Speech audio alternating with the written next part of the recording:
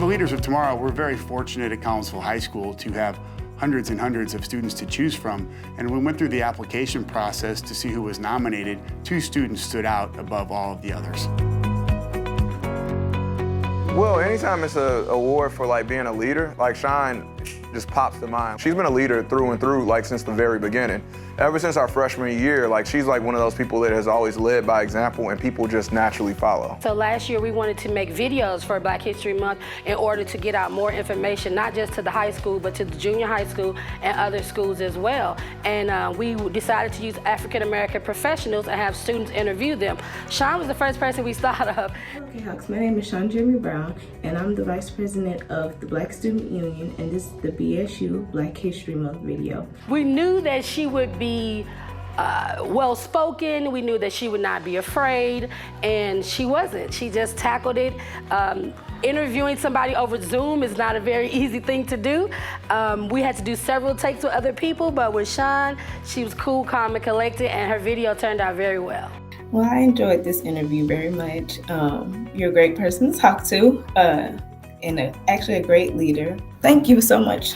I appreciate you. Have a good one. She, in 9th grade, wanted to start preparing for her college future by going to these enrichment programs at the University of Missouri, and she was actually selected. So I wrote the letter of recommendation. She attended on Saturdays. I was really proud and kind of knew then that this was the start of something really good. Well, I'll tell you what I like about Sean. Sean's sort of power comes from her ability to be very insightful. And one of the things that I find fascinating is one of the things we do in my class is we have these huge group discussions. They call them Socratic seminars, and everybody sits around and everybody talks about whatever we're talking about, the literature, the stories, whatever we're talking about. And what's neat about Sean is her ability to have these great insights into characters, into people. And when she speaks, the other kids stop what they're doing and they listen to her. She reached out to the Hispanic Heritage Club here, and she was able to like decorate the school, and they did designs and all of that stuff for another club. Design the school, like she talked all of the Black Student Union to stay in after school for hours on end to decorate, to celebrate another culture. Like that's the type of person she is. Like she sees the opportunity to bring people together, and she just does it. Like it's just who she is. Being able to bring together all of these different groups and making sure that everybody feels welcome and has a place, that's her, that's Sean Brown. Megan's the one I've been working the most with recently. One of the things I've been doing lately is helping her with her college applications, looking to get into UNC. I mean, you know, very talented kid. She is very driven to succeed. And she has been helping me lately form a brand new organization here at the high school. One of the things that we've never had at the high school before is a National English Honor Society. We have an honor society for everything except English. And Megan noticed that, and she's a really talented student of English. She's one of my best writers. What I find fascinating about her is she doesn't think that she is, even though she is, which is a level of modesty that, you know, that I admire also. It's always, oh, everybody else's essay is probably better than mine. Everybody else's writing is probably better than mine. It really isn't. She recognized that there was a niche for National English Honor Society, and she approached me at the end of last year, but last year was such chaos.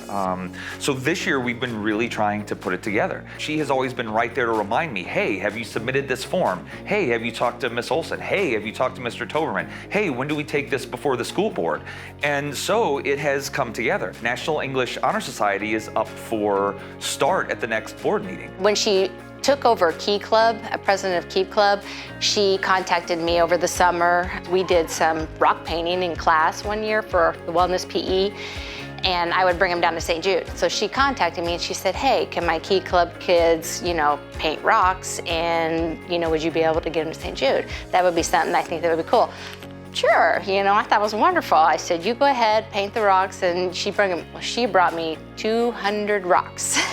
I was like, wow, this is gonna be a lot of hiding, because we hide them around the campus and the kids love to find them. And then she came to me again on another time, and she had her Key Club make cards for different kids with cancers, and we mailed those off.